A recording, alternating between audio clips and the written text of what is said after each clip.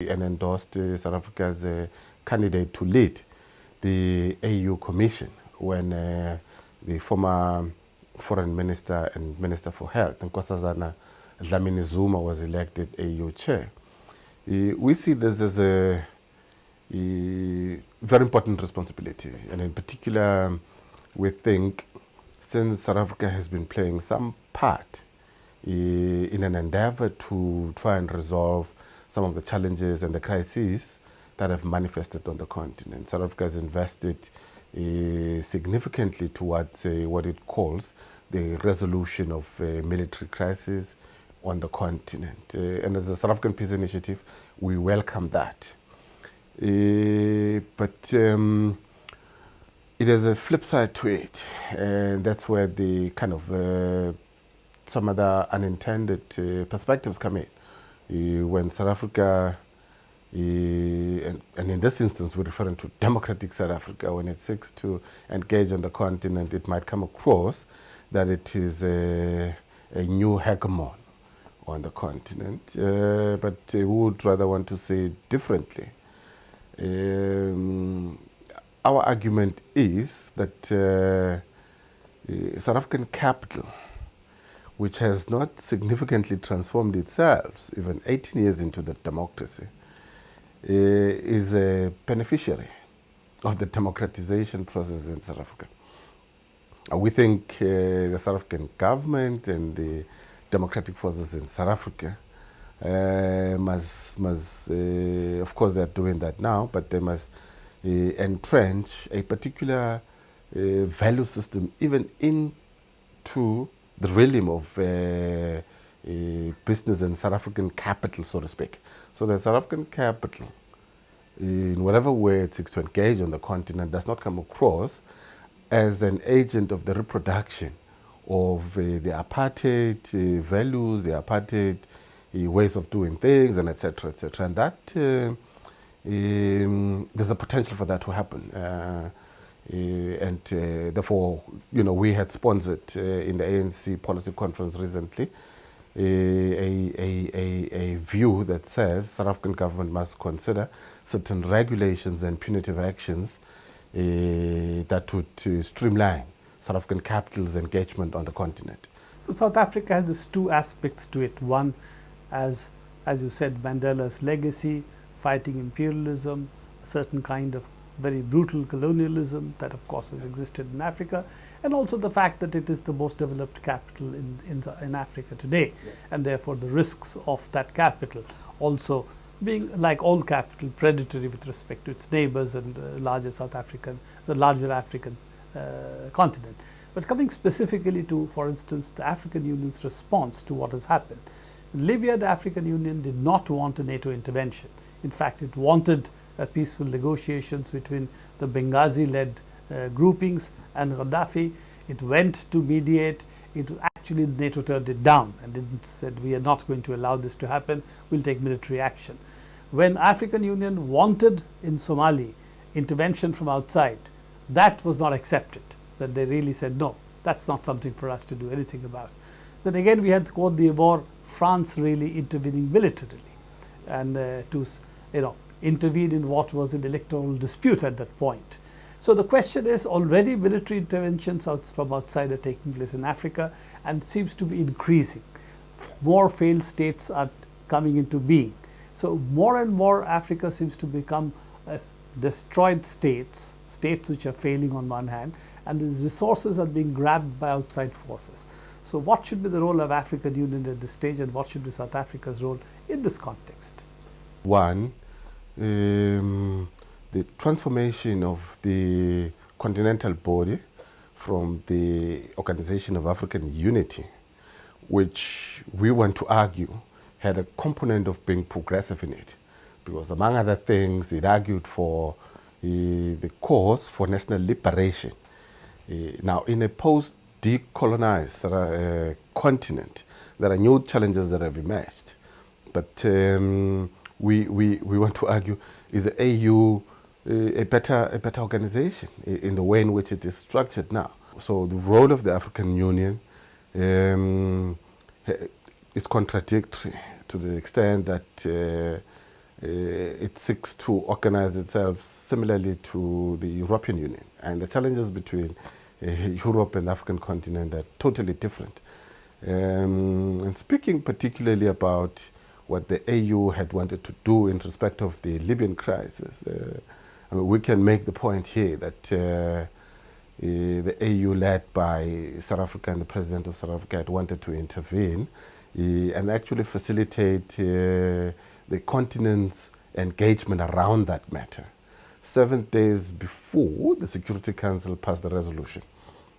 The AU had actually, among other things, spelled out a framework of engagement and dialogue for all the belligerent forces in the Libyan question. All of that was overlooked. And of course, we now understand that imperialism had actually wanted to do its own designs, not only in Libya, but in the whole of the North African region. And part of it related to the fact that imperialism was overtaken by developments in North Africa. It had not expected that. Referring to Arab Spring and Egypt. Yes, the Arab Spring and what happened in Tunisia and etc.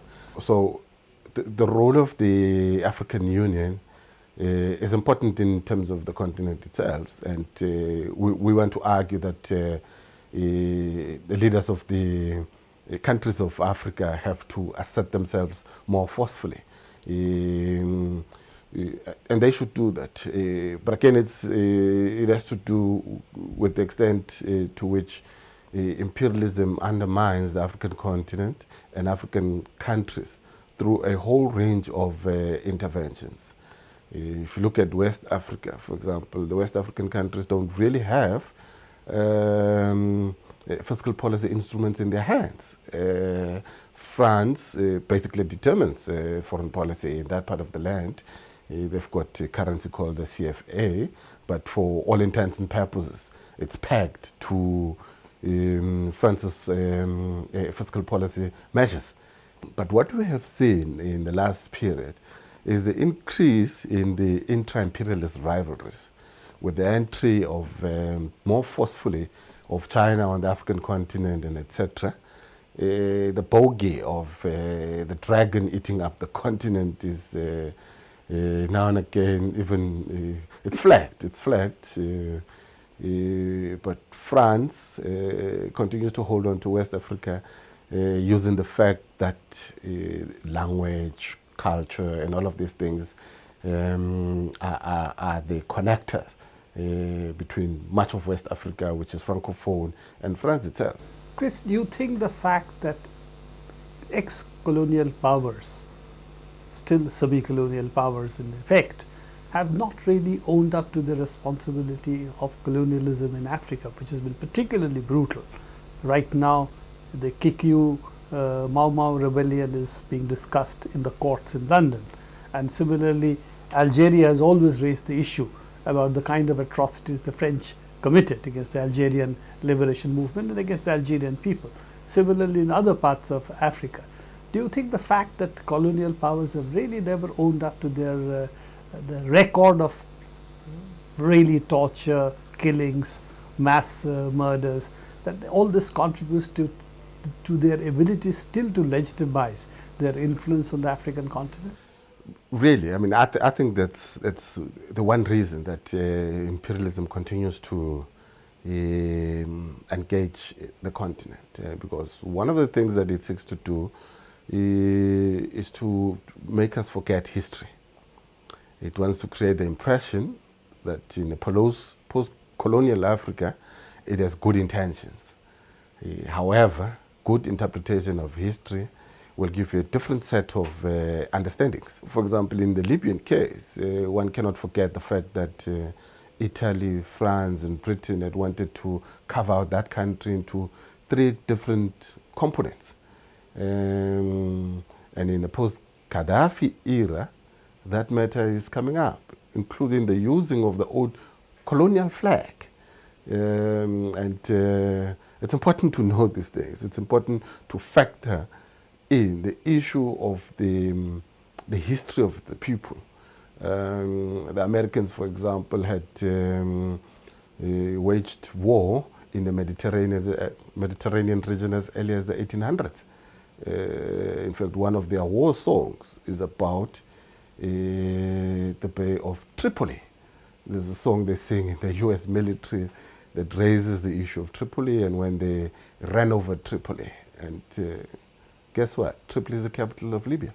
So this is a part of this historical memory which the African continent seems to have lost, and it's still there. If you go to the countries, of course, it's very much there amongst the people.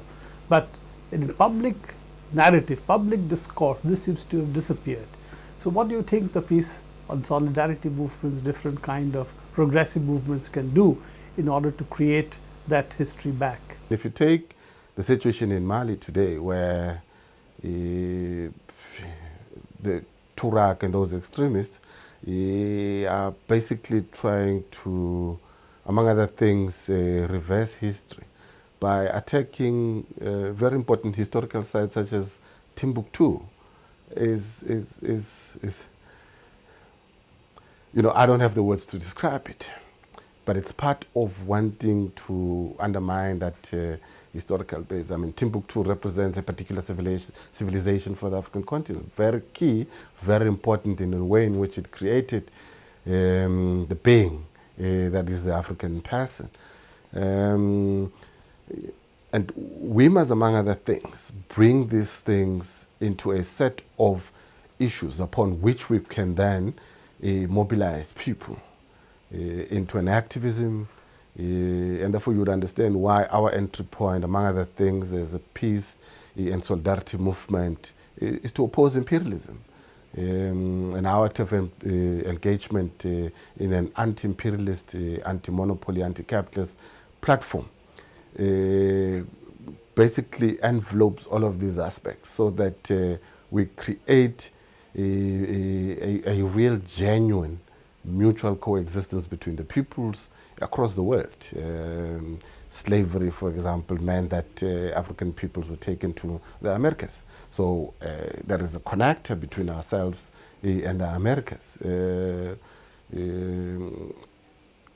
the case of South Africa, one